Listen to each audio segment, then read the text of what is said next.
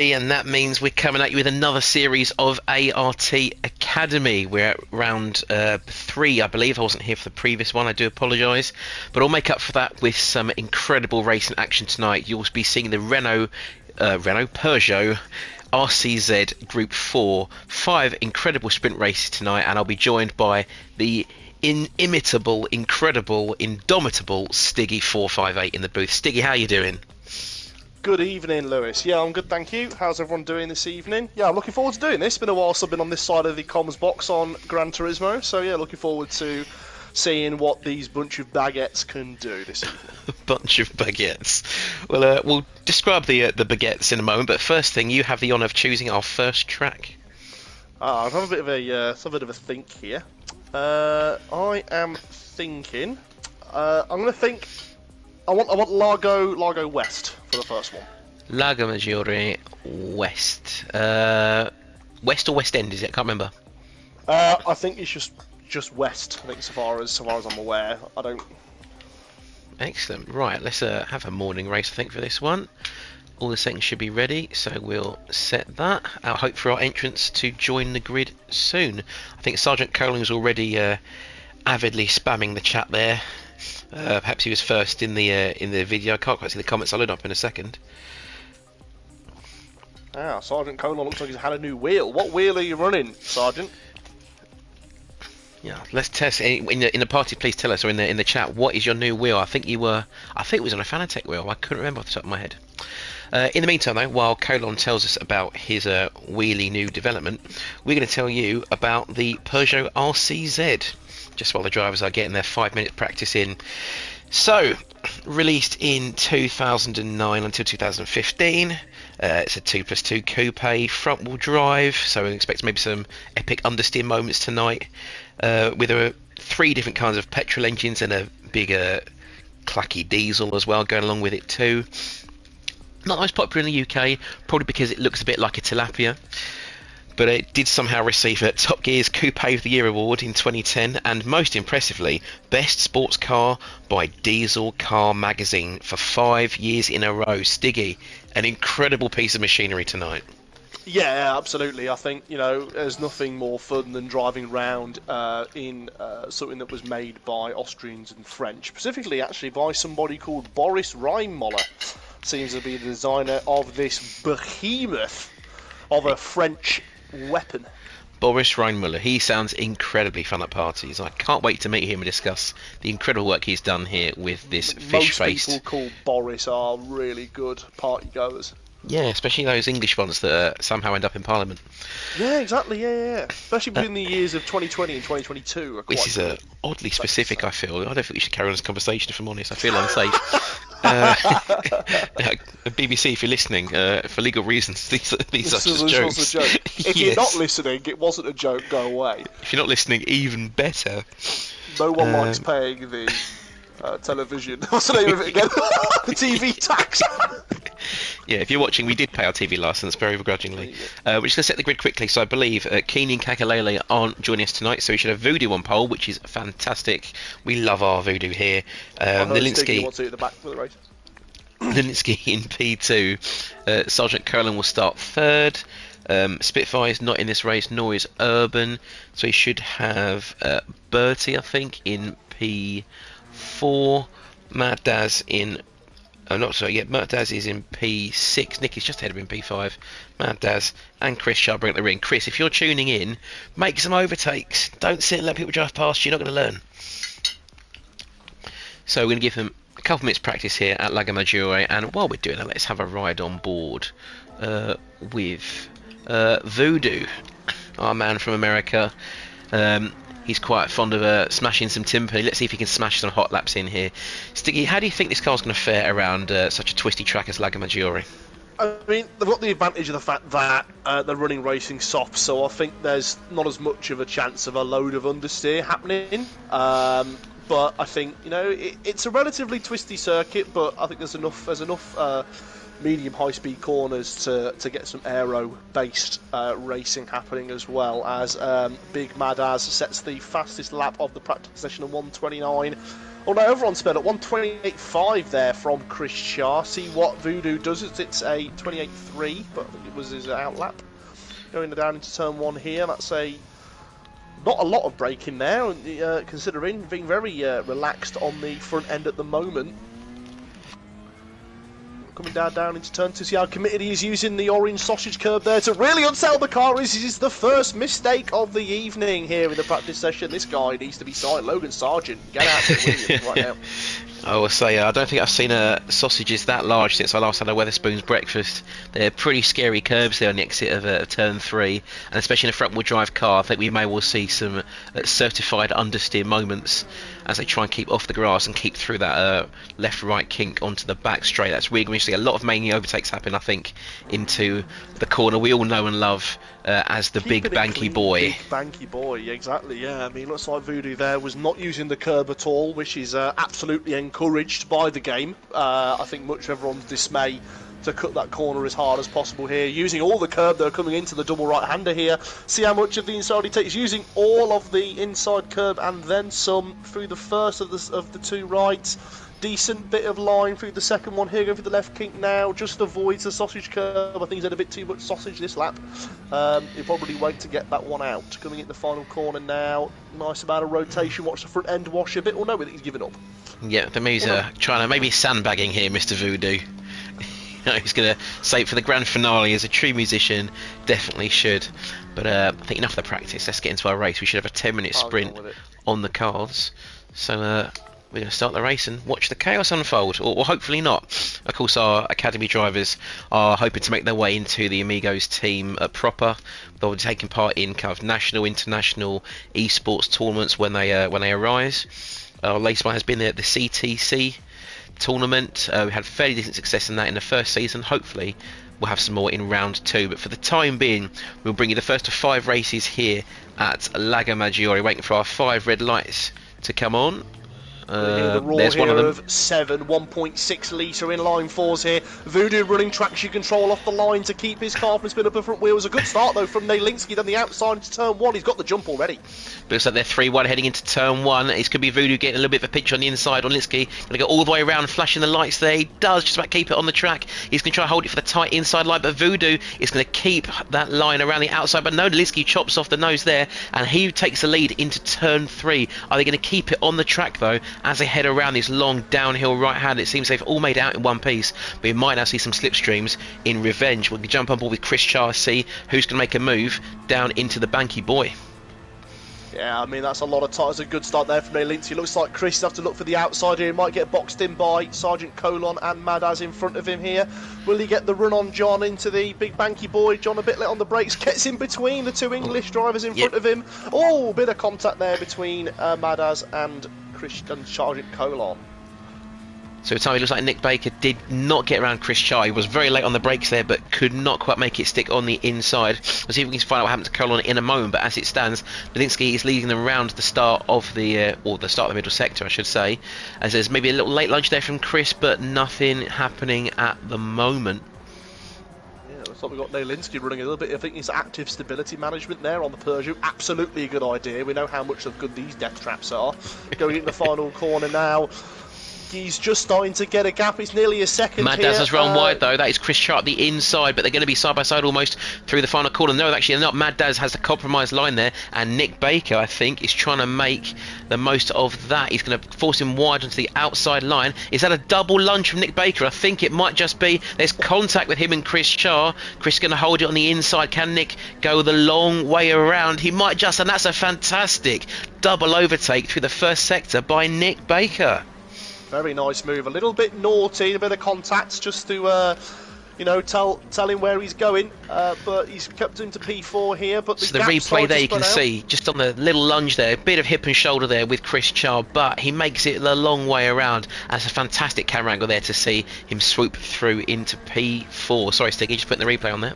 Absolutely. No, I'll come to mind. You could even do that. Sergeant Colon here now is losing a bit more time, about half a second a lap. He goes very deep into Big Banky Boy. I think he might have to write this one off and finish 7th in the first race. I don't think there'll be any competition cautions in this race this evening. No, but finishing at the back will not be so much of a problem because there will be reverse grid for race 2 and thereafter. So back at the first means you're first for the second one. Let's see how Nalinski's getting on at the front, though. He's still fending off Voodoo, who admittedly is putting on a massive fight there to stay in touch. And we've got a big gaggle of cars. P1 to P6 is still anybody's to play for as they head round to the end of lap 2. Urban Fire, they're saying a great move from Nick. Yeah, I mean, it looks like people are getting a lot of positive comments in the comment section of the stream today. Does anyone have a run on anybody else? Looks like Big Bertie's going to keep himself clean to turn one unless Chris goes for a dive. He might go for the squeeze top to the inside. He's done it. Gets his nose in, round the outside of turn 2. Bertie's still going to hold it tight. Let's see how Chris Shard does. No, Bertie shuts the door on him, but Chris also cutting off Nick Baking. Indeed, incredible defence there. Maybe Chris a little bit slow picking up the throttle there. Luke says that is Chris napping. Well, let's see maybe if he's going to maybe try and wake up as he tries to go past Bertie. He's going to have to go the long way around one more time along the banky boy. There is a way to make this work, but he's going to have to carry a lot of speed as he goes around the outside. He's technically ahead in the braking zone. Bertie shouldn't give it up that easily, but he has. He's just let Chris have it round the outside, absolutely mugged. And Nick John Baker trying the same thing, but they are side by side, door to door, coming out of the long right-hand sweeper. Been some fantastic racing here so far, but I think big crazy Bertie will need to go for some decent little dives and maybe some ghost overtakes to unsettle Chris's momentum so far. I think I've seen that Swilio Almeida called it the mind punt. I think it's a great way of describing it, the mind punt. I like that a lot. Looks like Nalinski has been prodding his backside. He's lost a little bit of time actually to Voodoo coming into the final complex of the lap here. Goes a bit deep with the rear end starting to wag of the Peugeot, which is quite surprising actually. But I quite like that these cars are all dressed in white, like the flag they all like using over there. Going now down into turn 1 here, nice and early on the brakes though for Voodoo. Gets a much different line though. He's going for the better exit. Can he get the car turned in a rotating? I'm watching Chris Shah there with a wide entry there to turn 2, and he's really on the back of Voodoo now. And in fact, I think I'll jump back a car as we get these wonderful Amiga Racing Team wings from the rear view here. Voodoo's now just about trying to pull away from Chris, but he's still within half a second, let alone a full second they need for the slipstream. So Chris might now start to reel him in a little bit, heading towards the long right-hander, but surely way too far back for a dive bomb. Let's have a look. So we had some comments there as well. Ethan, Nitsky wants him to keep P1. Josh, the setup for this league is invitation only, based on our up-and-coming drivers who want to take part in the team. If you do want to get involved, just let one of our mods know on our Discord. I'm sure there's room for you if you wish to take part. But if you've already had experience racing in TVT events, then you probably won't need to take part in this kind of series. Or you can pay myself or SuperSquid on PayPal to get in. That's another option there, but the entry fee PayPal, is Venmo, or Visa Cash App will be fantastic as well. They're doing really well recently, from what I understand. They are brilliant. Chris Shah, though, doing very well the inside of Nalinski. He goes for the lunge. Bit of contact there, yeah. And that is a change for lead, but Nalinski is going for the old switcheroo, I believe it's been called. Not happening for the time being. Can he go for the dive into turn 1 here? Let's have a look who's going to have the bigger balls into turn 1.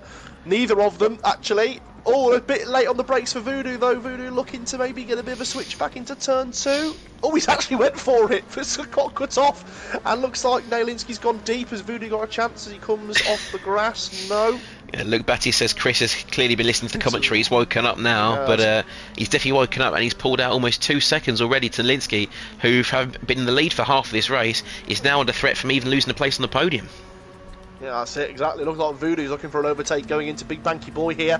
Let's have a look here. Look at the turbo pressure of the 1.6 in line 4. It's a mighty engine, this. It's gone very late on the brakes, so up the inside. Oh, that's a big piece of contact there. And actually, Nick has pushed Voodoo through 2 places, but perhaps maybe feeling a little bit guilty there. Voodoo, I think, may have lifted off somewhat. But now he's wrestling with Bertie, and Nick, I think, has got Mad Daz right behind him or next to him. In fact, there he is alongside him. Daz up the inside. Nick hung out to dry and into the wall, actually. That's quite unfortunate there. That may be investigated at the end of the race. Much at all. I think the value of these will not be dropping. No, of course, I think these were about maybe £25,000-30,000 when they came out, and now you have to pay me to buy one off you. So I still wouldn't have one. I wouldn't fit. Going into the final corner now, Sergeant Colon is now starting to catch up to this pack. He might still actually have a chance at some decent couple of positions here if these guys keep battling the way they are. Chris Charlo, 3.5 second lead now, so it's a 27.6, which is 3 seconds faster than Nalinsky behind him. This has been a big display of speed here from Chris. Nick John Baker as well, as we run on board with him, he has had recently a 27.8, so he does have the pace in him, provided he's got a little bit of clean air to work with, but he's not got a chance at the moment. Having said that, Mad Daz, as a curse the commentator, has decided he wants to go mowing some grass rather than racing some cars, and he's given away P5 to the Dutchman. Let's see how he can move up the field then. We'll ride back on board with him. Have a look here, he's not going to get much of a slipstream help coming into Big Banky Boy, but is there any moves going on? Nick John looking to push Bertie out the way, no one home. Gets a good exit though, looks like Nalinsky just touched the gravel a bit on the outside. Voodoo might have a bit of a sniff up the inside going into the double right-hander. Let's have a look, but Chris Char has just gone. I mean, he's gained over a second in this first half of the lap here. This has been a fantastic display here coming into the second half of this race. Yeah, he really has come alive there, and it seems that this is now must be his true pace, and this could be a sign of what's to come for the rest of tonight's proceedings. Question is then, if we've got such a close fight on the podium, this might end up being like the current F1 season. Exactly, yeah. I just hope ART Chris has done practice for the Nordschleife. Let's just see how he's done coming into one of these races tonight. And let's have a look. Anybody got to run anybody here into turn 1? Just like Nick John might have a bit of a look at the inside of Bertie. Oh, go on the well, he's not got long to do it. This has to be the last lap of the race, so it's now or never. He might go for it now. He might wait for the banky ball. No, he's gone for a double move there. I think there's a little bit of contact, but it looks like he's made it stick. No, Bertie's still on the inside. A little bit of a friendly nudge wide, but no, Nick does not care. Round the outside, and Mad Daz is going to go for Bertie as well. And looks like I see it. Big Bertie's actually there. He's lost another place. P6. Sergeant Colon's got a Colon. P6. Yeah, indeed, let's get back up with Colon. He's got the run on him, and in fact, I don't think this is even a contest. Big Banky, look at that. You see, he's definitely turned up his extra cylinder now. He's running the 5-cylinder edition of this car, or the RZR. The sergeant has been promoted. He's now a corporal. That's one down. I don't know idea. I don't know the military systems, but I do know that you shouldn't be in the gravel. This definitely isn't a field exercise at all. We are looking though at Big Mad Daz trying to keep up with Nick Baker. There's not many more chances. He's got about 4 more corners left to make a move. Look ahead there, Voodoo and Linsky are still fairly close for the podium battle. Linsky runs a little bit wide, Voodoo runs tight there, so neither's got the ideal line. Nick Baker though could snag P3 as it goes. Let's quickly see then as he lines up Voodoo. He's really scruffy out of that second to last corner, and he's got to go for it around the outside. It's the only chance he's got left. Voodoo with a half-second penalty. Chris Char takes the checkered flag. That's going to put Voodoo definitely off the podium. Nalinsky takes P2. Nick Baker is tying across the line for P3, and Voodoo's going to drop down to P4. Mad Daz 5th, Colon 6th, and Bertie bringing home 7th place. An incredible race, and this was only race 1. We've got 4 more to go, so stay tuned, folks. Bit of a shame there for Mad Daz. He binned it coming into the final corner and lost well over half a second, which obviously with the penalty would have got him back up into P4. But a very good lot of racing there, and fair play to Sergeant Colon for recovering to where he did. I don't think he got very unlucky in the first part of that race, but well done. Chris Char as well, taking the win of the first one. And just for context for Josh, who commented who's winning this season, the current standings are Chris Char on 70 points, or not including this race, of course. Mad Daz on 49 points. Nick Baker on 36 points, tied with Bertie. Further down for our participants tonight, we have Sergeant Colon and Nalinsky both tied on 24. Voodoo, so unfortunate at the end there, is in P9 in the series with 18 points. He is the last place driver in the standings at the moment, but that would have been a great opportunity to snag some points there for the American. Absolutely there. I mean, good news for Chris Char though. It looks like he's bought the more expensive edition of the RCZ. The RCZR here outputting 270 brake horsepower as opposed to the normal 100. As opposed to the normal 200. I think you can tell we've massively over-researched this French box of S-word. But we're now going to go through a different track here. And, Monsieur Stiggy, c'est ton choix. It's up to you. Je suis une high-speed ring. You are a high-speed ring. I am a high-speed ring. Je suis une speed. I am speed. Sergeant Colon says, Stingy, you're a bit quiet. Stingy, I'm a bit quiet. Is that better for you? Not even that. That might be a bit much. Thank you, though, Sergeant Colonel. I'll bear that in mind. Hopefully that's a bit better for the stream. I'll just mute myself and have a look. I can't even find high speed ring. I've gone totally blind. Let's filter it this way. Fine. It's in Japan. I think you've gone by it, mate. There we go. High speed ring. I assume it's the full course, the standard way round. Let's have a go in the late morning. I think will probably be quite nice. I mean, reverse would be funny though. We did do the reverse race last night, as it happens, in our TCR event. In some front-wheel drive Gr.4s. I picked the Mazda. Maybe not the best choice because I killed my tyres. But some drivers saw success in the Audi and the Scirocco. Nobody did very well in the Peugeot, you'd be surprised to know. Wow, really? Yeah, I can't believe that. No way. It's a certified Alpine moment. Just for you in boat. Indeed. So we'll get the drivers another 5 minutes of practice. Stiggy, who impressed you in that last race? I mean, ART Chris did a great job coming from. I think where did he qualify again in the start? I mean, he was like sort of fifth, really, fifth place. Yes, I believe he was technically coming in the midfield. Yeah, I mean, he did well. Kept it clean and managed to gain. Once he got by a couple of cars, he just gapped and left. Really, I mean, even after the race, and he was sort of 4 or 5 seconds clear of the next car. But obviously, this is what you expect from a man leading the World Championship. Let's just hope he makes more mistakes in the second and third races. Verstappen. Absolutely, the World Championship, just as the NBA World Championship includes all countries. So, high speed ring here. We've only really got, I'd say, 2 main opportunities to make any overtakes. That being turn 2 after the incredibly long turn 1, and I'd make a best guess as well at turn 3 just before you enter that right-left chicane of sorts. Where do you think these drivers are going to find problems on this track? I mean, the final corner's a big one. I'll just go on board with Big Mad Daz there. Absolutely not running the right lines. Colon doing the right thing, though. Weirdly enough, the final corner is actually get up as high up as possible through final to carry as much speed as you can. So I think if a driver gets sort of squeezed to the inside, they'll be possible to have a bad exit. Obviously, go too high and you'll be in the barrier, and that part of the track is flat, so you'll be getting sucked into that as well. A bit like the drivers will be sucking each other off going into turn 3. We might use the word slipstreamed to keep it all PG, perhaps. But I do see your point. Yes. So if we have a quick look, let me see who is that heading into the final corner. That will be Nick Baker. Let's see how he manages the final turn. As you say, I do totally agree. The high line is definitely the way to take it. The racing line, as Nyokov, shorter as it may be, does trim off a hell of a lot of speed. So you really do want to keep that high line. It is a real balancing act of keeping the car close to the barrier as you can, but as you say, without bottoming out and just straight up crashing into it and wall riding it.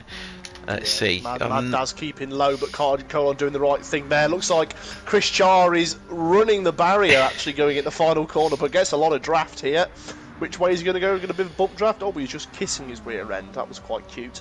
From the 2 British drivers here. 14.6 from Chris as well. So taking the fastest man on the track in the practice sessions at the moment. And even riding here on board with Voodoo, just being on the middle of that last bank corner is 10 miles an hour slower, which you're going to carry all the way down into turn 2. And even turn 2 itself is best driven with the higher line. So the closer you can get onto the green AstroTurf there, I think we can see Bertie try and do that with an excellent example, it must be said there. It's all about maximising the speed and braking as little as possible around this circuit. Absolutely. I mean, you'll get a lot of understeer on braking with these cars. Obviously, being front-wheel drive and all the weight being at the front, these will not like to rotate at all. But using the curbs to your advantage is the big thing here. I mean, the turn 1, if you can get on the curb on the inside, it for some reason helps over-rotate your car, actually, sometimes. So it might be something to the drivers to bear in mind. Of course, with the ART Academy, we're not looking at just outright pace necessarily. We are looking at racecraft. We're looking at kind of track knowledge and experience, and all of these things will make an absolute world of difference when it comes to adapting to different track circumstances. Stiggy, if you wouldn't mind, very quickly, could you read me the race results backwards? Yes, I will wind back my live stream for There's a results button at the bottom of the screen. in the lobby. Sorry. The podium. Of course. Yes, of course. Thank you. So, in pole position, it is Big Crazy Bertie. Probably not where he wants to be for this race, but unfortunately for him. Followed by Sergeant Colon. Mm-hmm. Mad Dad's taking P3, and then we've got Voodoo in 4th. Yep. Nick John taking P5, Nilinski 6th, and ART Chris taking it from the back for this race. In last. There goes ART Chris. Really using the French Put you in prowess the booth once and it's already turned blue. What can we do here? Well, I think Ethan put it best by saying, "Wait, what? Confused emoji." Agreed. Well, the confusion, I think, shall last no longer. They've had their 5 minutes practice. It's time to get on with race 2. If you're enjoying what you're seeing, maybe not so much what you're hearing, please do put a like on the video. Consider subscribing. If you've got any friends who are interested in sim racing, please share it out with them, because we also have a Discord link in the description where they can get involved in a wide range of races and general tomfoolery. Absolutely, yeah. We have loads of drivers of different skill. We've got people like me taking up the top of the front here, and we've got these obviously academy drivers here, showing their prowess. And then we've got newbies like SuperSquid, starting out for their first races in sim racing. As the lights go on here, Big Crazy Bertie, so watch him start. He gets a good start. A lot of wheel spin though for the Peugeot. Sergeant Colon already in the lead. And we'll ride, I think, on board with Voodoo down in P7, just so we can really try and get a gauge of how strong the slipstream will be off the start. Voodoo, maybe you're not opting for it this time. Hoping maybe to stay back a little bit and stay out of trouble. Let's see these. Use the curb inside to ride the rotation. Yes, he is. He's getting that extra rotation from the inside curb there. Not sure how much extra rotation there, Stiggy, but let's have a look, see if that does improve his chances into turn number 2. Mixed lines there from the field, but generally they're 3 in one piece, it seems. Yeah, oh so clean. Bertie though takes the, keeps his lead actually. Colon did not get the result he wanted. A bit deep on the brakes though for Colon. He's a little bit wide there. I see if Big Mad Daz has a bit of a look at the inside. No, he doesn't, but he can see the racing line of where he needs to go. Looks like he's contact at the back there with Nilinski and Voodoo. Looks like nothing serious there, but that was a pretty big jolt there for Nilinski. Hopefully it's not going to cost him the slipstream. We checked the delta there. He's 7/10 back, but he is gaining, so actually it's not really impacting him at all. Voodoo though is dropping away, and he needs to get back behind Nilinski as soon as possible, or he will be hung out to dry for the next 9 minutes. Exactly, yeah. Sergeant Colon here looks like he's in a vacuum, and much faster he's going now. He's actually giving a bump draft to Bertie going down the back straight, which will be doing both of them a favour as they try and gap Chris Char behind. Absolutely the right thing to do. Try and get away from the fastest driver from the first race, and to sort of race each other out. Once you've got that gap, I mean, once Chris is out of slipstream, he's going to be losing probably north of half a second a lap just based on that alone. Of course, and it really is about maybe Bertie and Colon trying to team up here. They know Chris is probably the faster driver, and actually Colon going for a very different line there, but swooping straight back into the slipstream, maybe trying to avoid losing the downforce off of the back of Bertie's car. I can't imagine the incredible downforce that must be put on these Peugeots here, with a ferocious aerodynamic package that you can see strapped to the back of these cars. At least 20 pounds of downforce here from the rear wing as it gets planted. And that must be delivered at an incredibly high top speed of at least 60 miles per hour, I'm sure. Absolutely. These cars are built to sit at national speed limits on the outside of the M1. And at 67 miles per gallon if you bought the 2-litre diesel. But anyway, they're heading around the final turn here.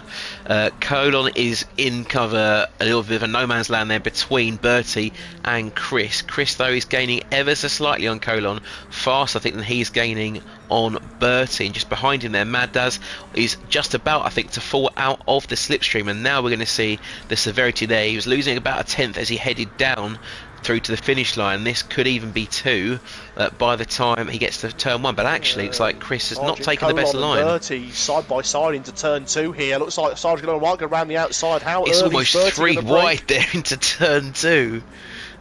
And if we jump forward quickly there, switch back from Chris, gets the move done. Nice switch back there from Chris Char, but the teamwork has failed and disappeared here, and it's bitten Bertie in the bum. That was a nice bit of alliteration going from now, but Colon a little bit deep there, going into the S section.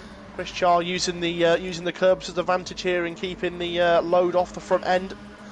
Guess a much better exit. Of course, as tempting as it is to just kind of smash your foot to the floor in these, there will be some wheel spin, possibly in third gear, but definitely in second, and you really need to make sure you've got the correct gear choice as you want to get the most traction out of these corners, because so much of this circuit is just flat out. I'd say it's almost a Monza-esque, where you're only really braking twice, maybe 3 times at all, and it's not going to do any favours if you have a really poor run out of any of the corners. It really does impact the rest of the lap.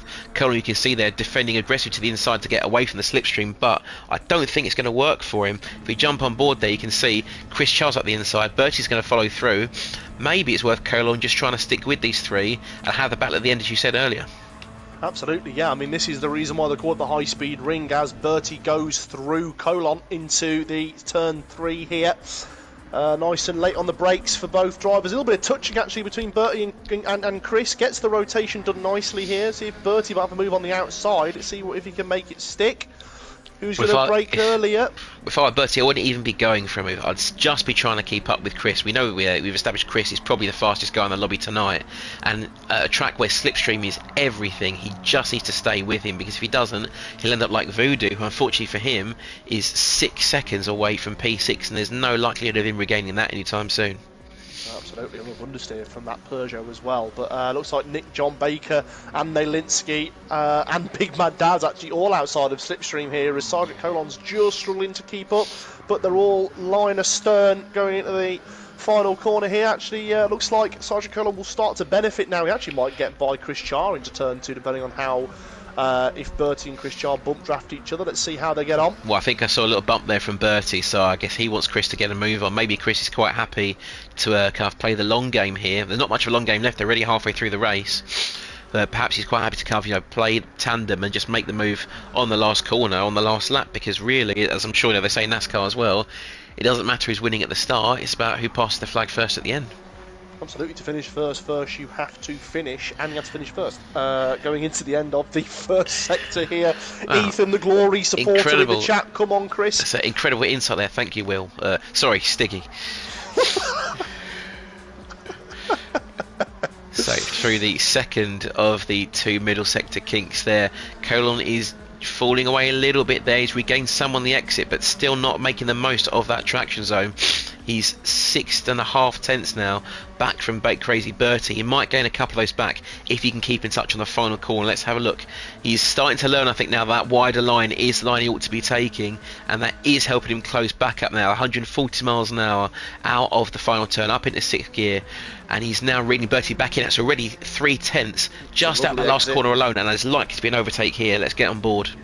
Yeah, absolutely fantastic exit there, probably the best out of the 3 of them going in for the final corner. I know Bertie did actually touch the barrier as he left final, which explains the lack of speed though, but the bump draft with slipstream might allow them to race again. Chris Char is doing himself no favours here, he should be running a weirder line to offset. Oh, actually a bit of a bump there from both drivers. Yeah, early braking from Bertie there, I think, and that's Concertina Colon behind him, but crucially, no lost time, and they're still within touching distance of the lead. Not in touching distance though, Big Mad Daz, 4 seconds. That just goes to show how important the slipstream is around here. Linsky is another 1.5 seconds back there, another 4 seconds to Nick, and 7.5 seconds there to Voodoo. So it really is the top 3 having it their own way as we head on to the end of lap 6. Small risk of contact on this track and incidents. Obviously quite a wide circuit and a lot of high speed corners, doesn't really sort of reduce the chance of race ruining incidents here, but commentators' curse might speak too soon. Maybe might get a bit more action there. Looks like Big Crazy Bertie's corrected his mistake and got a much better exit out of final corner. Let's have a look here. He's in the slipstream of Chris. Chris already starting to weave across the track. I think he's only allowed 1 or 2 moves. He doesn't give a rat's what he thinks. He's going to stick to the inside into turn 1. See if Big Crazy Bertie here is going to go for him regardless. No, I don't think there's a move on yet, and even then I think Bertie knows Chris is inherently faster and he will probably try and overtake him in the middle sector anyway, so these guys would be better off just to keep their own race going, keeping it clean, and maybe fight for it in the last lap or 2. Absolutely, yeah, a bit of lift and coast there from Crazy Bertie to keep that 1.6 litre inline 4 nice and cool and keep the MPG up here. Might look at the inside into the S section, no he won't. Nice line though from Chris. Chris has really been putting his practice in here on tracks I didn't know about. And a good line there from Sergeant Colon, just going for that wider entry and later apex. It should give him some time back on Bertie. He doesn't get too much wheel spin, and he is now starting to reel Bertie in just in the traction zone now, so he does stand a much better chance. It might be worth Colon thinking now about overtaking Bertie and sit behind Chris instead. Let's see how they go through the last turn. See who gets the best exit here. Looks like actually Chris probably had the best line there, but he's going to lose a bit of time in the slipstream and scrubbing the front tyres. Big Crazy Bertie. Is he going to have a look into turn 2? He's probably had the best run he's had all afternoon so far. Where's he going to go? Oh, he's going around the outside. He's a nice move. See if he's going to go for it as well. He has gone for it around the outside. They are door to door, and he's now ahead of Chris Char. Chris could lose a second place here if Colin wants to make a move around the outside as well. He's still got his foot in. There could be a move on the inside here. He'd be very brave if he does, but he won't have the optimal line. He's going to go inside anyway. Bertie take the high line, and they're 3 wide at one point there. But now, actually, Colin has quite heavily compromised himself. He's given away about 3/10 in that corner alone. Yeah, he's really hurt himself there. Colon should have gone deeper though. Chris up the inside Lunge into from the Chris. section here. He pushes on the Crazy Bertie on the marbles. There's a bit of contact, but Rubbing is racing in this league. Doesn't like there's any no harm done there from both the drivers. I think it's a little bit all fair so far. Big Chris Char gets pushed out onto the white line. And I think if we look at the corner in the bottom left, I think this may well be the last lap. Maybe that's why they're getting their elbows out. Let's have a look then as Colon heads through the final corner. Bertie is within breathing distance, even sniffing distance there of Chris. This is going to be the crucial run out the final corner. He has lost some time on the way out, and I think this will be Chris's victory as they head to the line. Chris Char crossed the line there, but the top 3 only half a second apart. Mad Daz coming through in P4 here, Nalinsky in P5. A well done Bertie there from Ethan. A great race from Bertie. Really happy to see him up in the top few places there. We've got Nick Baker in P6 there, trying to wrangle all 180 horsepower over the line in one piece, and Voodoo bringing it home in P7, but P1 for next race. Yeah, absolutely. I mean, it was a good race there from Chris, Bertie and Sargent. All drivers keeping it just about fair. A little bit of rubbing of each other, but after all, they are in French cars. It is half expected. After all, you know, this is almost like banger racing, the amount of these cars cost. But good race there from Chris. 6 positions gained as well. Clean race bonus for him somehow. Keep it clean. Well done, Bertie. Ethan in the chat. Ethan's very happy to support Bertie in this one, although he is a Glory supporter, and happy to watch his Chris take the victory. Right, well that is race 2 of 5, and again, if you're enjoying what you're seeing, make sure you subscribe, share us with your friends and family, put the word out that we're doing these races, these incredible series, a range of events. We've got Group 3s, 4s, there was an endurance series on Sundays a long while ago. Maybe they're going to bring that back soon. I've heard a couple of tiny rumours here and there. And of course, if you're enjoying it, Stiggy, he's got his own YouTube channel. Stiggy, what's your YouTube channel again? I actually think it's just, I think my handle is TDR-458. I do a lot of Formula 1 league racing as more of my sort of big league at the moment that I do a lot of my time, so please feel free to subscribe to that. I race mainly on Tuesdays and Sundays, and my balls are hairy, says Nick John Baker in the chat there. Probably not something I should be saying on a PG stream, but we don't know what maybe he's on about his ball bearings in the Peugeot. After all, the build quality a bit questionable in these cars, you know, looking at the steering wheel and the interior. I don't know why you'd opt for Napa leather in this, probably a bit sweaty. But I wouldn't put Alcantara in those particular regions. Now we're going for our 3rd track. Stiggy, where are we going? Well, I mean, I've got to be fair to Colon here, and when you say Colon, you think of South, Grand Valley South, please. Grand Valley South. That's one of the most incredible segues I think I've ever heard since I've been streaming. And I'd rather you never do that again. So we're going to go to Grand Valley South. They have their 5 minutes of practice. I think I'm also going to have a quick drink and some of my dinner, so I'll be right back.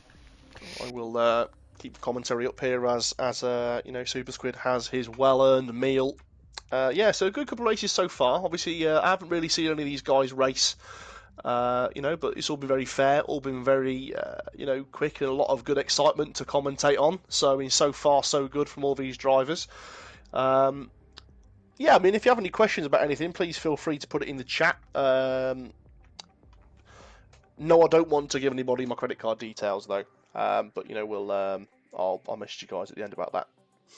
So here we are, Grand Valley South. Looks like this is obviously the much smaller circuit here, so probably not expecting sort of lap time is probably being the 1 minute 20s ish. See who's been. Has anybody been putting any practice in? So on board with Sergeant Colon here, going through the S section. He's using the engine braking in 4th gear. A lot of throttle balancing, but he has hit the wall there. A little bit of understeer. It's an off-camber corner going down the S section, but into the quite tight bit here. Let's have a look how he gets the front end rotated in nicely. 2nd gear on exit to minimise the wheel spin, but still a little bit of wheel hop coming from the front end of that Peugeot. Nick John Baker and Voodoo in the pit lane, probably just taking a bit of a rest from the sort of unfortunate last race. Get the prayers in, get the wills written. Might be showtime for these guys to start making some more interesting moves to get the positions that they want. After all, we want to try and keep the racing clean here for this academy drivers. So I said what Lewis said, be more bothered about how these guys race and their track knowledge, and so their racing etiquette more than just their outright pace. I mean, it's very easy to be quick in a game, but whether you race just as well as your speed, that's what matters the most here for ART. Very clean tier. Ethan, very intense at the end. It was, yeah, absolutely. Very intense race, but all very fair. I think there was, just a little bit of bumping, but no harm done. What are you eating, SuperSquid? Mind telling us for the stream? If I described it as poulet en croûte avec pommes frites, it would sound delicious, I feel. But if I told you it was just chicken strips and chips, it might sound less exotic. So you can take your pick. Right, yeah. So, SuperSquid here, obviously, a modern foreign language is expert. I'm going to say that loosely, I think, to be honest, but we'll see. It's okay. There aren't any more things loose than your waistbands, you big fat boy. I'm also one of the larger gentlemen. Also, I will say, actually, Stiggy, your commentary there was fantastic. I was very, very impressed. Good job. Thank you so much. I do commentary on the side, so I do a bit of F1 commentary, every so often. But I won't quit the day job. I think I'm a little bit better on the racing side of this. Unlike you, I think you're better suited to commentary. I suggest you put the wheel away and stay doing this. Thanks.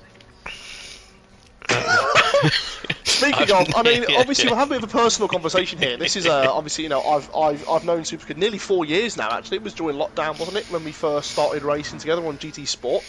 It was indeed. Most recently, we went to Daytona Milton Keynes, and I may or may not have broke a D-Max 2-stroke kart by being in it. I probably weigh more than these Peugeots do. Even though they're made out of fiberglass, but yes, I did brake clutch. I was always very confused as to why I was so drawn to you, and I realised it's just because you have your own gravitational field. There you go, exactly. That's not far from the truth there. Speaking of gravitational pull here, I'm trying to go for a segue. Let's see if this Sergeant Peugeot Colon can pull down the tunnel onto the back straight as Nick John Baker tries to work his way out of a half-second penalty. You're welcome, Stiggy. But unfortunately, most powerful models here. Yeah, most powerful model is the 1.6 THP 270 with 243 pound-feet of torque at 2,000 RPM. Incredible, but that means that it runs completely out of puff as soon as you get on the power. Yeah, I know. Peak power, for some reason, peak power is at 6,000 RPM and peak torque is at 2,000 RPM. There must be a massive power drop in these cars going through the power band. I guess you just don't change. I guess you just don't rev it out until you get to 6th gear. You just hit and hope, really. But in the meantime, Keeney, as they get into their final minute of practice, says that was a really close race and great comms. Thank you, Keeney. It's a shame you're not racing. This is missing you. We've got 7 drivers on track. It's great to see them all, but there should be an 8th, and it should be you. So please get back in for the next one. Just come and join us right now. I'm sure we can wait if you want to join up. I actually feel like, to be fair, I mean, for these academy drivers, you should probably join them, SuperSquid. Give them a bit of a hard time. Maybe you could learn how to race as well, as opposed to run me off the road. Yes, that's an interesting concept. Or I could just mute your audio entirely and end the stream. We'll have to find out. But of course, we do like helping our up-and-coming drivers as well. We have in the past offered driver coaching as well. So if these guys want to have a bit more advanced practice or want to work on experience for the daily race that's coming up in the week, they're always welcome to come and approach us for tips and tricks. And again, if you're watching this, maybe you want to talk to one of our moderators, one of our faster drivers, about how you can work on your own technique and skill. We're more than happy to have those conversations.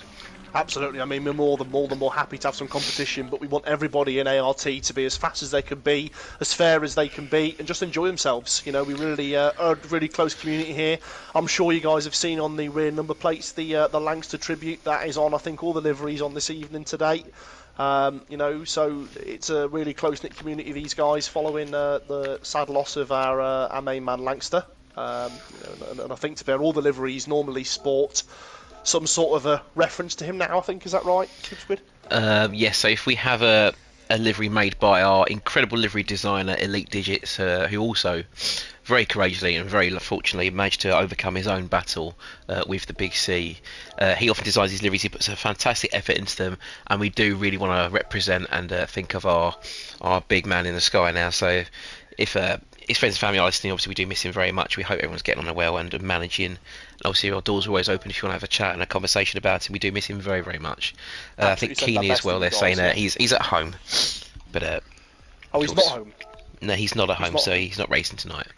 That's a shame. I'm sure PS Remote Play is probably good enough these days to do it. We'll give you a 5-lap head start. Speaking of, I think it's about time we got started, do you think? It is. I'm just setting the grid now because I got a little bit lost on what I was results putting for people. you from the previous That's okay, it's on our Discord, so I've just finished it now. Lovely. Big Boy Ellis in the chat. Is Jeremy Clarkson there? Hello, Teg. This is the best commentator in the world.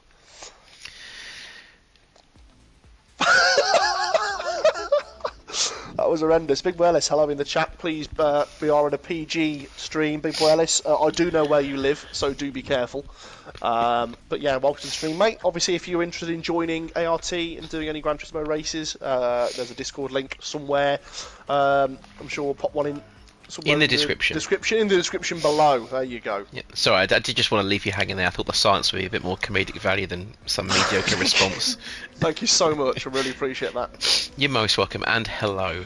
So we're going to get going now. We've got 1, 2, 3, 4, 5 red lights. They are out, and the race is on. Again, another slow start from Voodoo. Maybe he's really trying to get off the traction control there, but that's allowed Nick John Baker to get his fair share of the racing line. Let's see how they go into turn 1. It's going to be a little bit tight, this one. There's a bit of contact.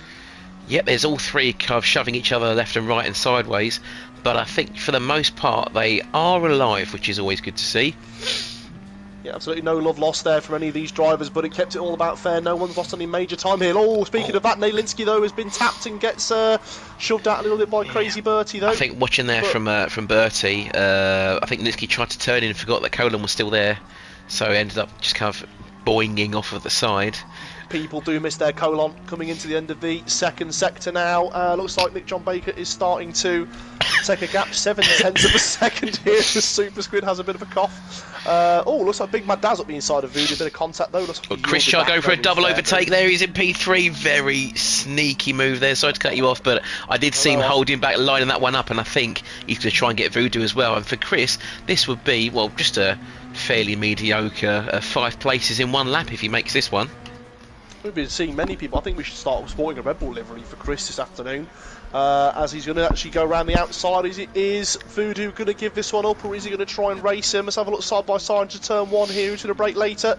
Chris Charles a lot later on the brakes there, and he's got it hooked to the apex. Lovely move. And I think as well there's Mad Daz up the inside of Voodoo. So Voodoo's now lost 2 places there. No, he's trying to keep P3. They are side by side, trying to ride on board there. And there's actually Mad Daz tucking back in behind Voodoo. Colon now getting onto the back of Mad Daz. Voodoo a little bit wide there, might end up in the sand if he's not careful, and you can get a track limit penalty if you cross the sand all 4 wheels. So Voodoo done very well there to manage the car and wrestle it back onto the racing line.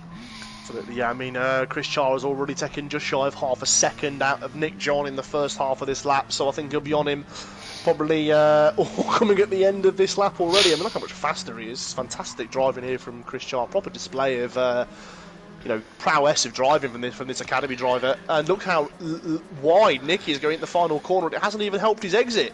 No, I think you can tell which drivers will always like to be graduating from this series by the time we get to our final stages.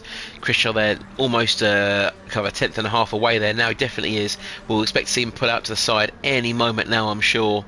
And this should be fairly easy overtake. A 1:11 there, fastest lap so far. He's going to try and tuck it inside of Nick. Nick covers the inside line there, nose to tail there, but very careful defending there from the pair of them. Absolutely lovely defending there from Nick, and I think Chris saw that coming, but it has hampered an exit, but I'm sure... Oh, hang on, there's two I've heard some abreast tyre going down into screeching the S from section. Voodoo, and Ace indeed, and that means he's now under threat from Big Mad Daz. He's gone outside first, inside second. They are just each other's space, but Voodoo, you can see that he's now very wide. He's hit the barrier. And I think that's him now in P4. Bad Daz is through to P3, and Colin Bertie is side by side as well. Oh, that was anyone's played for there, but it looks like Voodoo is now kind of trying to defend like a wounded animal there. True though, Mad Daz has a penalty. Didn't quite see where he picked that one up, and I think he has to serve that, I think, on the main straight. So that's going to be a real loss there of time. It's definitely going to put him down to P6. Hopefully he'll still stay in the slipstream of this second pack here. Nailinski, though, further 3 seconds off. I mean, it's a bit of a shame off the start here. Looking back at the start, I think it was Voodoo on pole. I think he ran traction control and turned it off once the car had started moving, and it just bogged down. It was obviously a real shame here. Big Mad Daz now picked up a second. He's had another penalty out of from somewhere. Is Big Mad? That's not be doing any favours. He will definitely be feeling the Big Mad here as he goes into turn 1 with a 1 second penalty. Voodoo though is going to be done by Colin around the outside. This could be an incredible move if he makes this work. He was on the gravel there for a moment. He's still hanging around the outside. Look at the momentum he's got on him now. But it looks like as the sun comes down here at Grand Valley, the gloves are off, and now Voodoo's gone incredibly wide there. He's got to cut that really tightly back onto the racing line. He does so, but Colin, to his credit, a fantastic piece of opportunistic driving. And now, knowing that Mad Daz thinks he's got his penalty, I guess it's going through the tunnel then. Not quite as severe as on the home straight, but this is going to cost him at least 1 place then. Voodoo might even catch him before the next corner. Let's have a quick look with Mad Daz. He's going to try and defend, and I think Voodoo will be too far back at this rate, but he will be hungry there to get that place recovered. As Bertie at the inside of Voodoo is close there. Voodoo's still on the inside into the final double right-hander. And Bertie's gone for the long wide line there to try and maximise the exit. He has admittedly had a very good exit. It could well be. Too wide coming out of the final corner. I think he might pick. I think he'd be lucky to get away without a penalty there. See, well, Bertie's escaped. He had a good run on Voodoo, but not enough to close the gap there. Meanwhile, Nailinski, with all this fighting going on, has taken 2 seconds out of him in the last lap alone. Absolutely, yeah. I mean, 13-1 there for Nailinski there. Probably wasn't the fastest man on track, but faster than the leading group. Oh, Colon's gone very deep. He's hit the barrier turn 1 and jumps over the wall. Looks like he's let Big Mad Daz go by. Absolute sign of respect there, letting him go. I can see if I can get a quick replay of that. Hold on for 1 second. With Colin, yeah, you see he's already in the gravel. He didn't make the corner, and Mad Daz, maybe there was a bit of contact possibly. Colon's had a bit of a mare. He's now actually down to 7th. He hit the wall going through the S section. Let's see what's happened to Colin there quickly. Yeah, absolutely gone. Let's see there. So, he's just too scared of running into Mad Daz, way too late on the brakes, and he's had to grind the wall all the way around there. Last thing he wanted to do. So now he's found himself a second off of the back of the pack. Nailinski there, back in the mix of it at P6, and Colin again outbraking himself. He's just starting to throw it all away. He's got to get himself back under control. He's really struggling there. I think he needs to move his brake bias back if he can hear. His brake bias on for this tier, Squid? I'm assuming it should be. It is, yes. We set everything off except the brake bias. He hit the wall again. Maybe he's having difficulties with his wheel, perhaps. Maybe, yeah. I mean, this is obviously a brand new wheel. Is it for Sergeant Colon? I think he might need to go ahead and get a new one. But we'll see. I'm sure there's an extended warranty that you can get probably from most manufacturers, but other manufacturers are available if you haven't got one. So 19-1, he's 6 seconds off his previous best. Everyone knows, including just turn 1, and Big Mad Daz has picked up another half a second penalty. It's interesting to see where he's getting these, because I seem to cut away as he picks up the penalties, which isn't helping, obviously, us try and find out what is going on. But again, he'll be serving that probably in the next few corners, and then we'll see if that's enough for Voodoo to really close the gap there. I can see as we run on board with Bertie, Nailinski's headlights now starting to flash and dance over the back of the rear wing there, so he's going to start looking for a move at some point soon.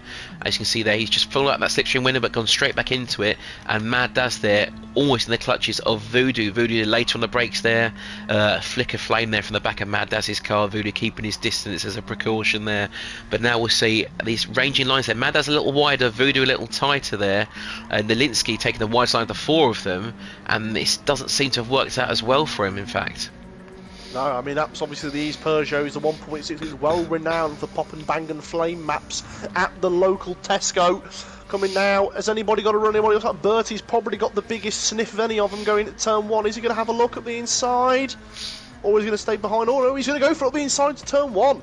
Lovely move, bit of contact, but nothing too bad. Actually, no, probably quite clean, actually. Gets a better exit than Voodoo, though. He's put him out of position. Looks like he might get a run into the fast test section. Is he going to have to change his line slightly to get a better exit? Run on board, it's just a lift there. Voodoo's on the brakes though, maybe a bit early, and that's a huge thump there. Voodoo in the wall. Bertie very fortunate there, has lifted off and given Voodoo space to rejoin safely. That's put him into clutches of Nalinsky, who I believe is probably side by side, if not right behind him. There is Nalinsky right behind Bertie. Compromised line there into left hand. Nalinsky runs a slightly nicer one, but not good enough to take advantage of Bertie's mishap there. Voodoo starting to pull away, in fact, there from Bertie. Yeah, I mean, it was a bit of a bad touch from the Bloodhound, Crazy Bertie. Into the S section there as Voodoo picks up penalty, probably for driving a Peugeot, admittedly. I'm going to rewind and see where he's got this penalty, because I know a lot of him picked up near the end of the lap. Let's have a quick look. I think it's extending. It must be extending that final corner and going over the No, he's picked up the penalty before. He's picked it up before. Wow, Can we go back even further? Let's see. No, I can't quite see far enough, but he's picking up the penalty before he gets to the last corner. I've just noticed that Colon and Bertie both basically wall roads to gain a bit more time. Let's have a look at any penalties picked up from anybody. Only Voodoo still got his half a second. No one else got any other ones. Colon, but Bertie and Linsky, I must have sorry to interrupt you, are looking very racy there as they head up behind Voodoo. They're really throwing that Peugeot into that downhill sector. Voodoo's binned it. Oh, Voodoo's been in and contact with Colon and Nalinsky as well, but what has happened to Voodoo? Right, he's about to serve his penalty as well.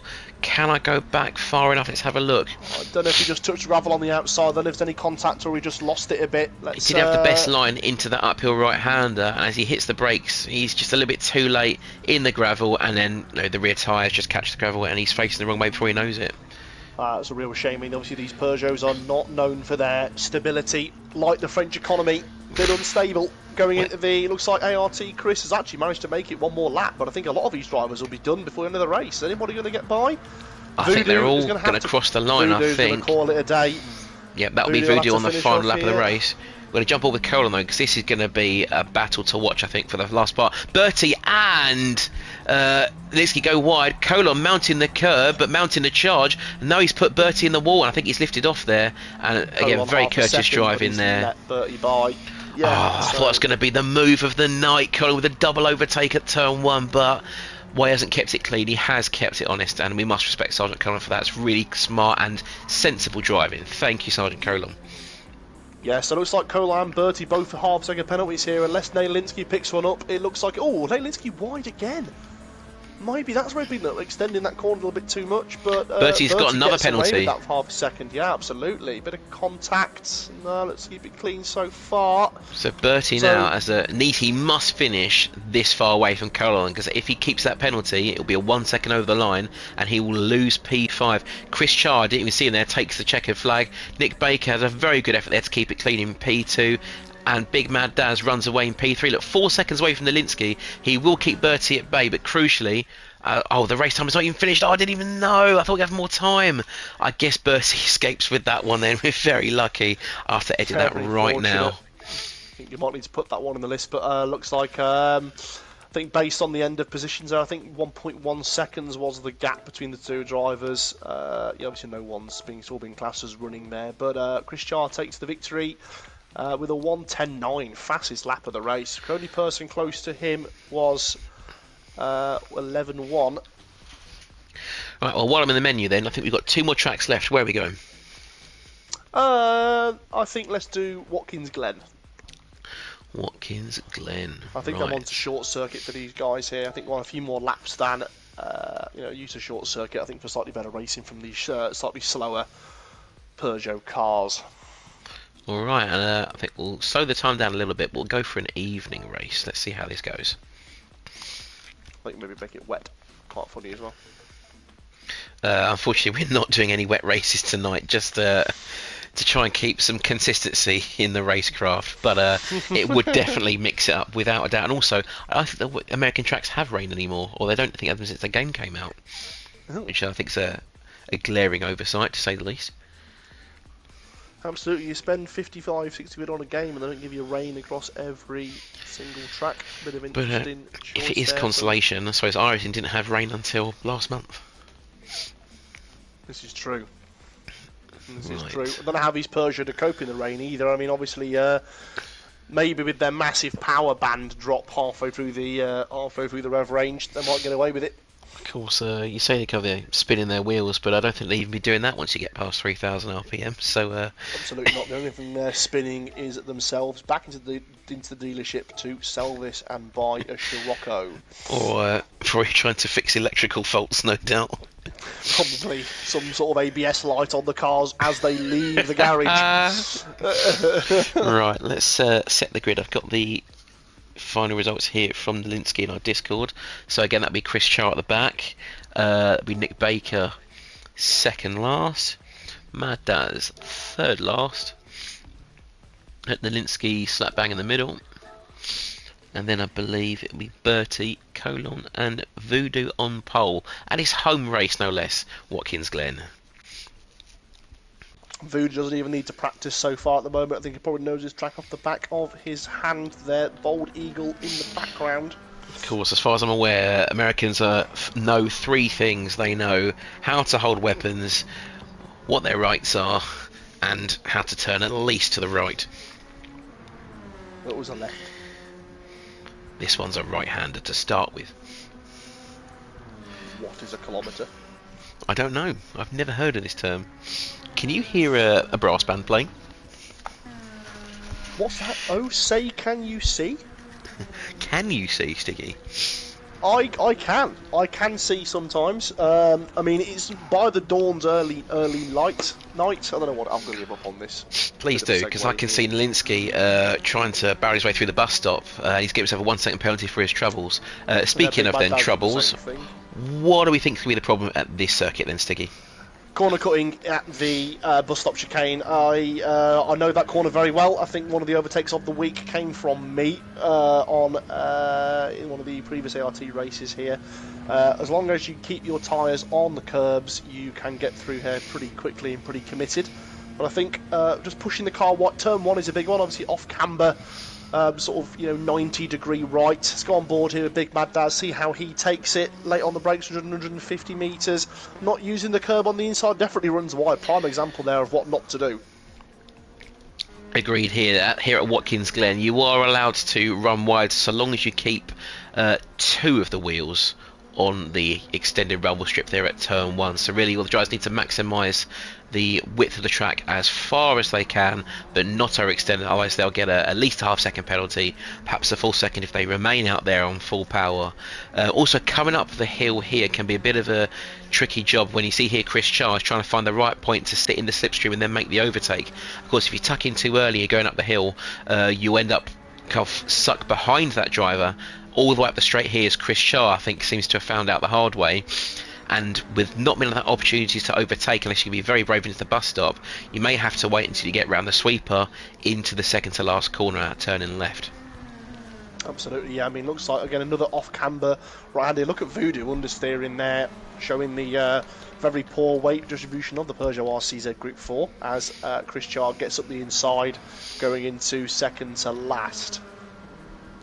And this last corner as well, again, as with the first corner, you can run it very wide so long as you've got two wheels on the rumble strip, which would be a good way for some drivers to eke just a couple extra miles per hour out of their lap as they head onto the final corner, which again, these corners are not very many braking zones, I believe. Looking at the track map, there I'd say only two real braking zones, being turn one, actually well there's three braking zones, turn one, the bus stop and the second to last turn really, so they want to spend as much time as they can on the power.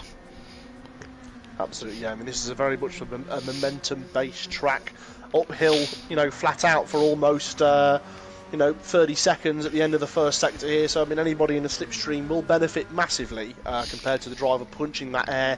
These obviously Peugeots very aerodynamic into the very good slipstream coefficient from these French baguettes. Crazy Bertie, they're a little bit wide, picks up a penalty from something else earlier on in the lap as well.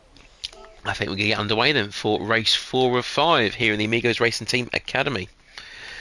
You've had some great starts for the race tonight. I think I might have this one if that's okay. Absolutely. Right, let's get things underway. So we've got the local hero here, the hometown favourite Voodoo on pole. He's got Sergeant Colon in P2. Voodoo's not had the best launches tonight, so this could be his make or break moment on his home turf. Let's see how he gets on. You see they're still trying the traction control launch. And the lights are out there and the race is on.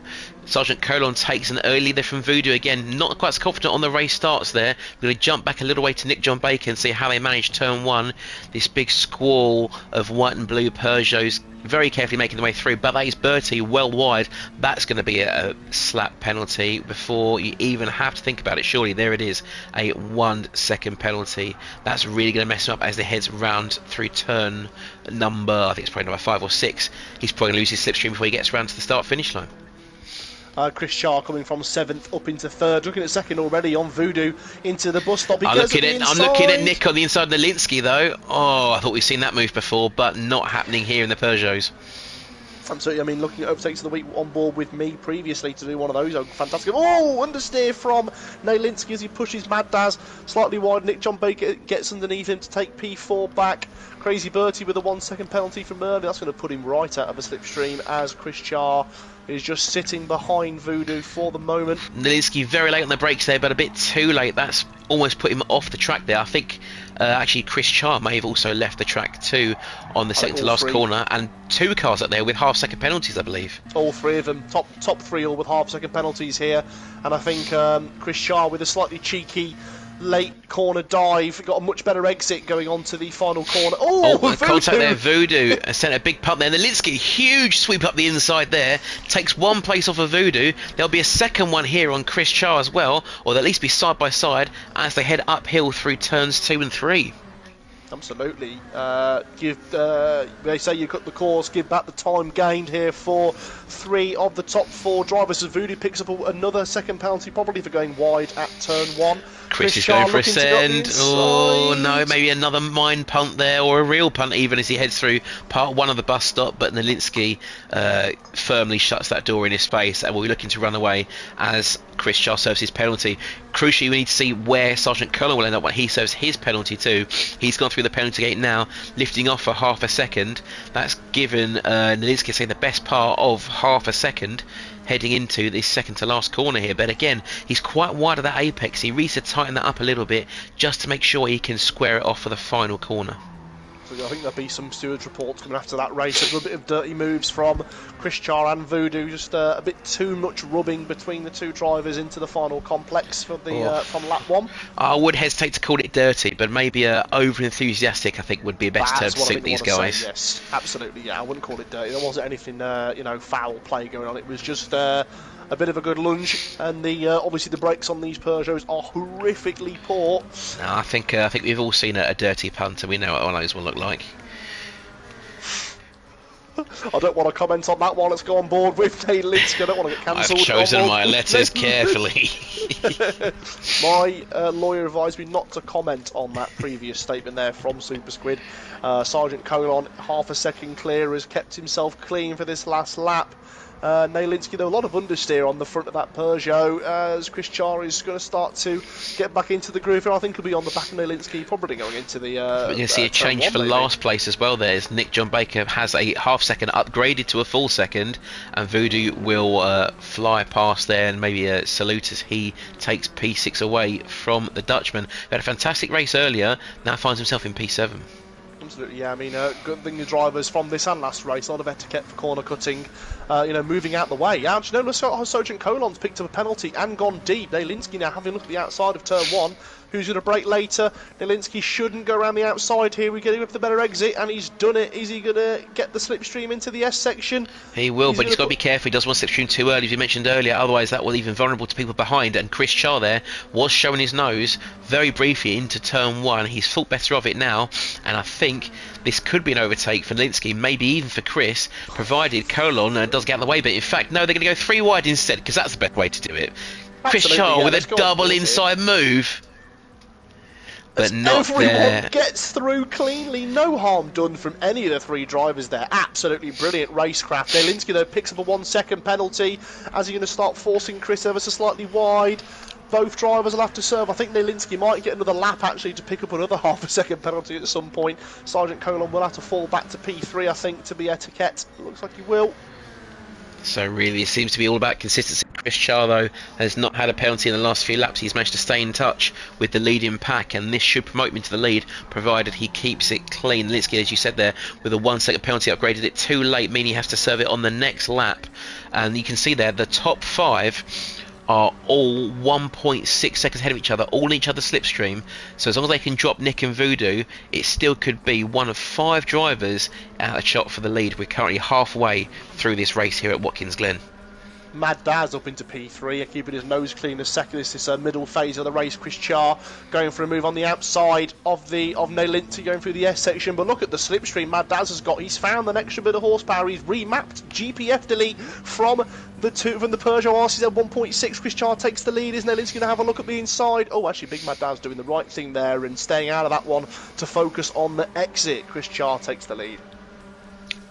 Nielinski though with a very impressive run through the bus stop there, despite having that penalty picked up there last lap.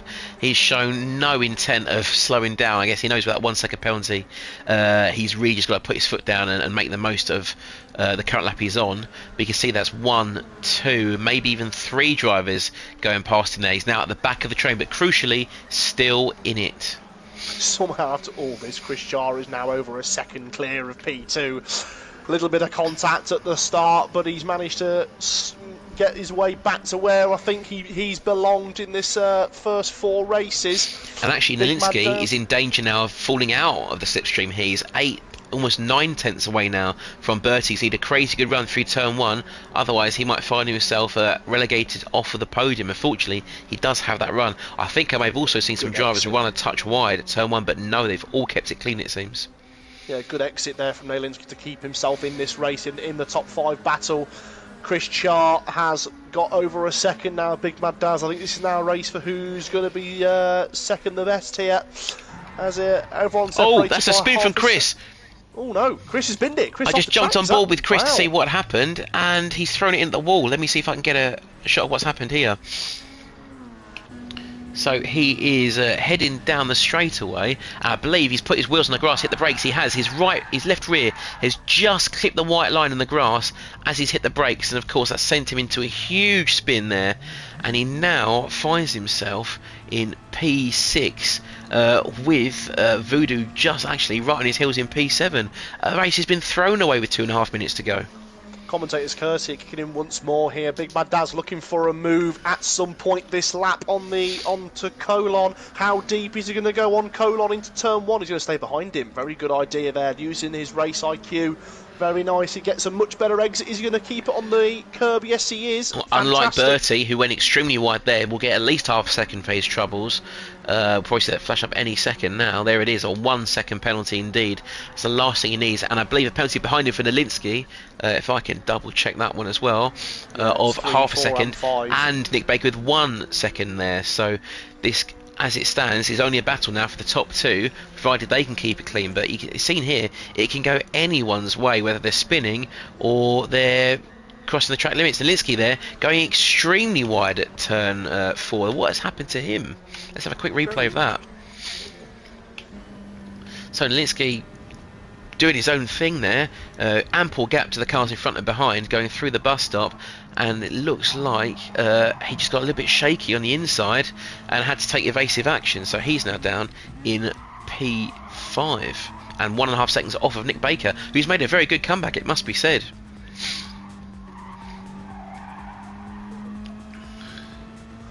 Gone. Oh, as Nielinski hits the wall there, going into the final corner now. He's well over 2 seconds away from the top 4.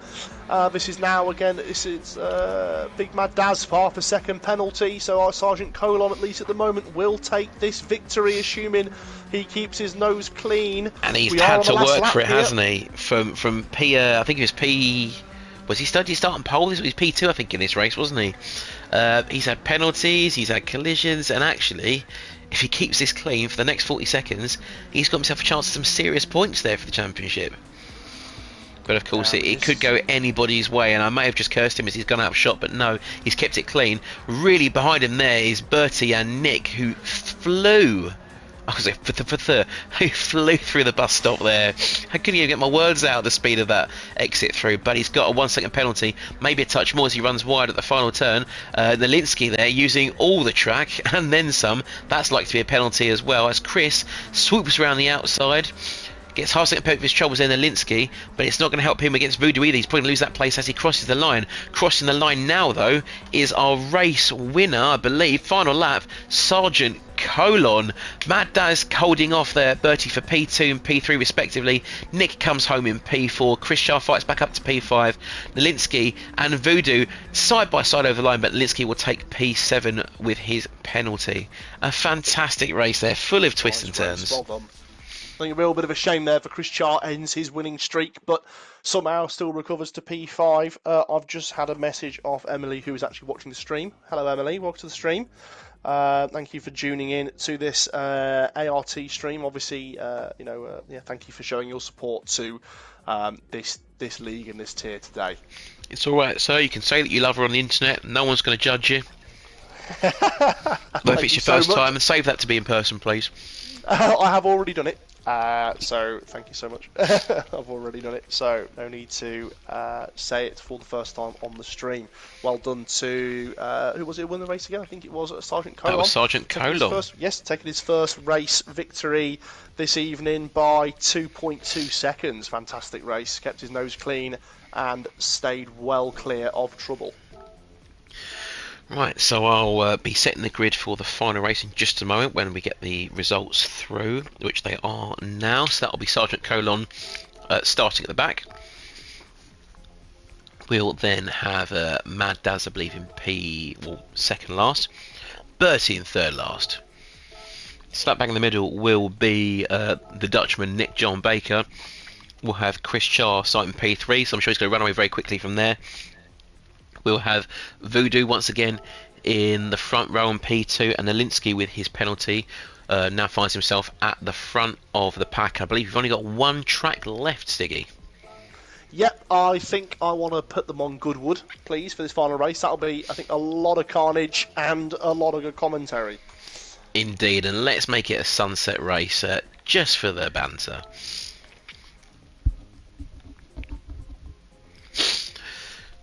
So, Goodwood, down the south of England, kind of roughly Portsmouth way. It's basically a big circle with a couple of kinks in it, but it makes for some tremendous racing, especially the Festival of Speed and the Revival, some old kind of British stock cars. Some of my favourite memories from seeing this on YouTube will be the clips of the Mini against the big Ford Falcon, I think it is, or the Thunderbird. An incredible pairing, an eclectic mix of racing, but it is spectacular to watch. I highly recommend you go and watch it. Sorry, was that a Mini Ford Falcon that you mentioned there on the second one there? Obviously, I have good memories of Goodwood as well, seeing you for the first time in Goodwood, 2021. Which was probably a bad day for you, but a good day for me. Couldn't have put it better myself. So we'll watch our guys have their final 5-minute practice session here and our last 10-minute race. I've asked it before, I'll ask it again. Where are the pitfalls here, Stiggy? So on board with Mad Daz here, probably one of the hardest parts of the circuit is this fast right into that slow left as he just keeps it off the marbles. There's a big chance of drivers going wide and binning it there and the final corner. I don't think anybody will be aiming to do the penalty loop here today. But we have that fast chicane into final that will either hit the wall in front of you or the wall on the exit. So it's a lot slower than you think. You can just about run wide onto the grass and put a wheel on the grass to get a better exit. The front wheel drive cars should keep themselves pointing in a straight line through there as well. Stay on board Mad Daz and see how he does it. Nice inside line using all the road. See how he does into the barrier S. It's a really very quick flick through there. Don't want to take too much time. Got it. Just get it out of the way and get back on the power. We're going to jump on through there, maybe someone further back here as we watch Nick John Baker. This curb here is the bane of many a driver. Because of course if you just kind of send it straight over the rumble strip, you'll probably end up in the grass on the left and then in the grass on the right because you can't slow down, and then you may as well put the car in a garage and call it an evening. But Nick John Baker's navigated it very well. I can tell from the way you said that you've done it before, and so have I. I've definitely never done it before because I'm a professional. Yep. That's what I tell myself each time I cry on the exit curb. And on the way to work. Speaking of exit curb there, Mad Daz has done exactly the thing I told you guys not to do, and I think someone in front of him there, Chris Char, has also done the same thing we're told not to do. So you've seen it now, guys. You've learnt your mistake. Please don't do it again. But if you do, we will laugh, because that's how we are constructed here at Amigos Racing Team, as Mad Daz goes off somewhere else.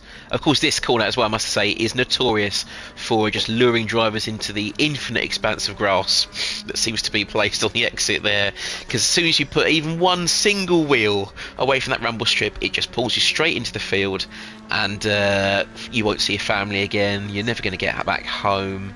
You might as well, you'll have no phone signal. It's just terrible. It's true. And the last thing people... Oh, Matt does it again! The last thing people are going to see is... Sorry, can we go back? Did we just see a Peugeot RCZ power slide? Off throttle oversteer, maybe. Yes, I suppose you can't have a power slide if you have no power. Exactly. Last thing we're going to see, if anyone bins it, is an Instagram reel with the tagline, "Everyone is okay," underneath. If anybody does decide to bin it today. Obviously, a lot of spectators out for Goodwood today. And I think Mad Daz is aiming to do meet and greet with all of them. Yes, but hopefully that's going to be conducted several metres away from the car at a standstill, rather than in Ford Mustang fashion. Perhaps. Yeah, they've had 3.5 minutes. There's only like 6 corners. Let's get this thing over with. Absolutely. Final race of the day here for these drivers. Let's see if they can put on an even better show than what they've done so far. It's been a fantastic 45 minutes of racing so far.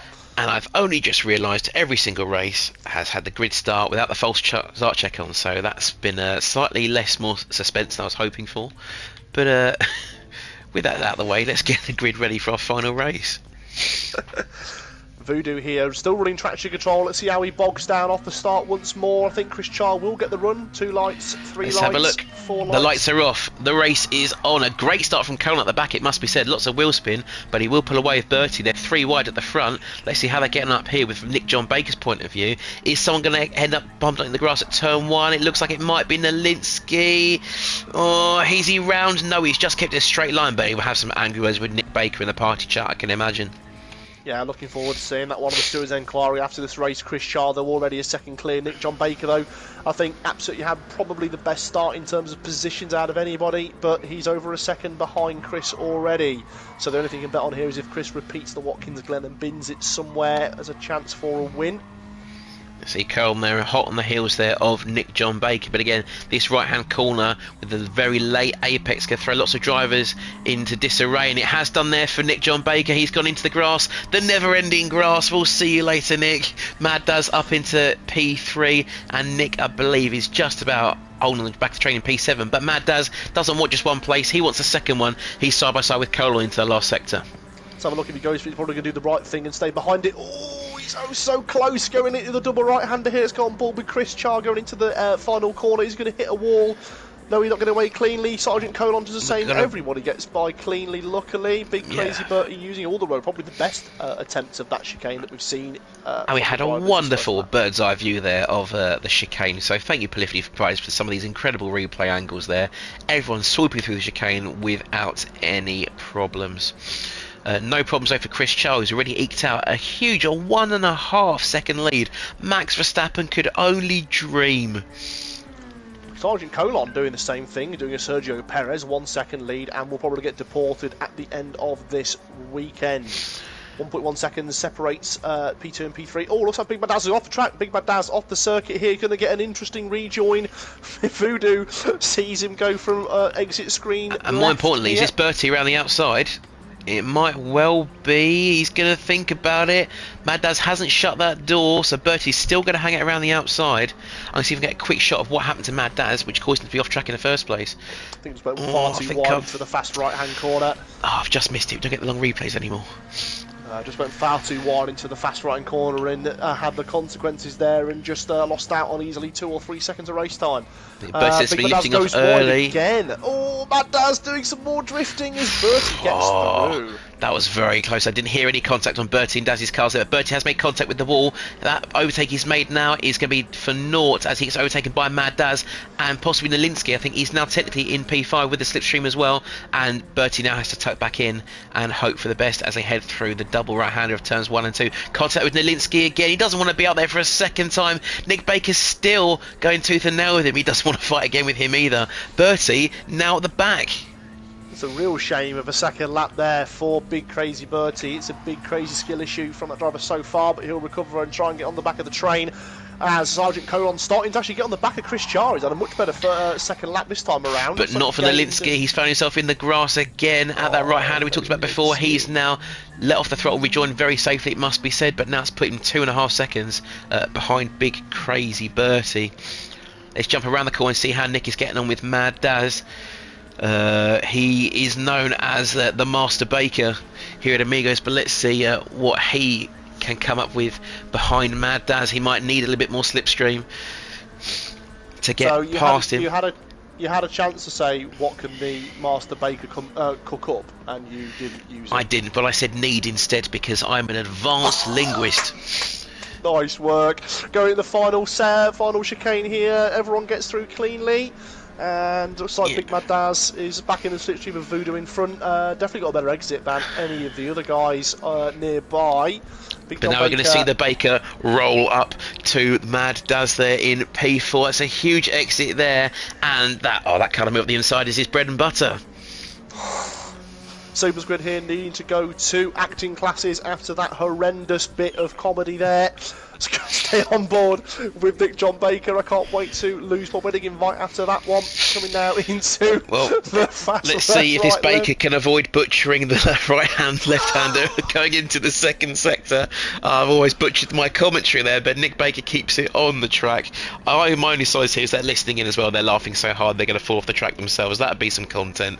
But really would be. As it stands there, he's kept it just behind Voodoo. No gains there for the time being. At the front of the pack, they've not checked in for a while. Chris Char, his gap has not really expanded at all. He's still 1.3 ahead of Sergeant Colon. They are in their own little world at the moment, but Chris isn't making the dramatic escape that maybe he was hoping for. And actually, Colon, I think, level pegging with him out of the final corner. Absolutely, Colon and Chris Char pegging of the levels here. It looks like actually Chris Char has self-raising flowered himself into P1 from the start. I'm going to go and join a different party now after being sacked from the comms team. That was the least impressive pun I've ever heard. But speaking of yeast, though, it looks like Nick is trying to get up another position here. He has let this race rest for quite a while, but now it's time to prove what he's really made of as he heads into P3 up the inside. He's turned up the heat, and that has put on a spectacular show there up into P3. I do not know what to say about that one. Well done, Master Baker there, getting himself back up into P3. It's a nice move. Voodoo Doll on the Barbie here, a bit upset, and he's lost his rostrum position. See, Mad Daz and Big Crazy Bertie also fighting very closely there in P5 and 6s. I think we've just lost someone else to our terrible bakery puns. So I think we better shut up shop and watch these guys race into the final sector. They are side by side, wheel to wheel. Mad Daz much later on the brakes there. Is that going to cost him into the double right? No, he keeps it on the track. How is their run through the chicane again with this wonderful aerial shot there through the right hand, left hand? Which circuit is it that has the Piff Paff? Is that Spa? The Piff Paff? Yes, the Piff Paff. I think it's the second chicane at Spa before Stavelot. What? Oh, is that the name of the corner, the Piff Paff? No, well, actually, it's called Le Fagne, but they call it the Piff Paff instead, as Big Mad Daz goes for a wing wong and loses it on the grass there, and he's now 14 seconds ahead of Linsky, but he's going to have some of that time cut in half, I think, as he loses it on the exit of turn 1. Linsky being much more careful, I think, knowing that there's blood in the water just up ahead. Yeah, I mean, let's just have a look here. Looks like the closest battle we've got at the moment is the battle for third with Nick John Baker, Voodoo and Big Crazy Bertie. Crazy Bertie, I think, has had the fastest lap of the 3 drivers on the previous lap, so hopefully he'll start to close the gap to Voodoo and Nick John in front of him. Well, it's not long left there. The sun's setting metaphorically and physically. They've got 2.5 minutes left here at Goodwood, and we need to make sure they get some places now. Bertie's keep it clean for the next lap or two and try and reel in Voodoo. He might have a shot at Nick Baker as well if there's a mistake through us corners. Voodoo getting a little bit wobbly there as he heads through the first of those two right-handers. Let's see how he manages the chicane. He's quite slow through there. Bertie draws straight up behind him there. That's taken another 4 or so tenths out of him. I think there in that corner alone there could well be a move on as they head round turn 1. Voodoo defending early there, basically defending clean air from what I can see. Bertie might need to put the foot down a little bit further now, really reach into the bottom there and try and get a bit more power. He has done so there, another 2 tenths there. He's only able 1.5 back now as he pursues Voodoo through the first sector. But he's have to go the long way round. Voodoo is going to shut that door. No, but ducks to the inside. There's a little bit of contact there. Is there a move on? I don't think there is. It's close racing. It's fair racing though, and Voodoo retains P4. Yeah, both drivers at the absolute extremes of grip there as Bertie just gives the grass a little bit of a moat. Coming into Voodoo very late on the brakes. Very deep there, almost in the grass. Bertie's followed him, but no contact made between the two drivers. I think Bertie just wanted to, follow in the oil slick that the Peugeots have obviously dropped. Coming now, Nick John Baker though, 2.6 seconds clear this lap. He had a much better second half of the race here to maintain that P3. Well, of course, where he's not been battling, it's definitely made it a lot easier for him to pull away there. And I think Voodoo was feeling maybe a little bit deflated, almost like someone stuck a pin in him. But now he needs to catch up to Bertie. He's only got 1.5 seconds to do it, and they're in the last lap of the race now. By the time they cross the start-finish line, Chris Charles, Sergeant Colon is still kind of making hay there in the distance, but he has half the deficit there. Chris must have had a bit of an off-track excursion at some point, and Colon could still maybe sense a victory here. But he's got to snatch victory from the jaws of defeat and not the other way around. He's just deep on the grass. That is as close as you want to get. That is very much living dangerously there. I've never seen a colon go deeper going into the final couple of right-handers. Going onto the back straight now. I mean, look at the difference. Second quicker actually colon was than Chris that previous lap. But all that hard effort for nothing really. He's gone a little bit too deep and lost all that time. He has. He's now right back where he was, 1.5 seconds behind. I don't think they're, excluding an incredibly huge mistake from Chris Char, are we going to see a catastrophic end to what really has been a dominant performance this evening in general by the man here. He heads through the final chicane over the start finish line, and Colon with a rapid run through there. It must be said, he's reeled it in. He's not given up yet, but Chris Child will take another checkered flag tonight in first. Colon, an admirable drive there in P2, maybe an admiral drive we could even say there for the sergeant. Nick Baker there coming home in P3, a good race for him again in the podium places. Bertie in P4, holding off Voodoo for 5th place as the American crosses the line there. We're going to see Mad Daz there heading through the chicane in P6, and maybe one to forget for Nalinsky there, not helped there by being shoved off on the grass at the start of the race, it must be said. No, but we'll see him come home in P7. So yeah, one of the hardest tracks to recover from here, just to the fact the sheer size of the runoff areas. Obviously this track was built with proper old classics in mind, but still cooks up a good race. Nick John Baker cooking up a good P3 as well.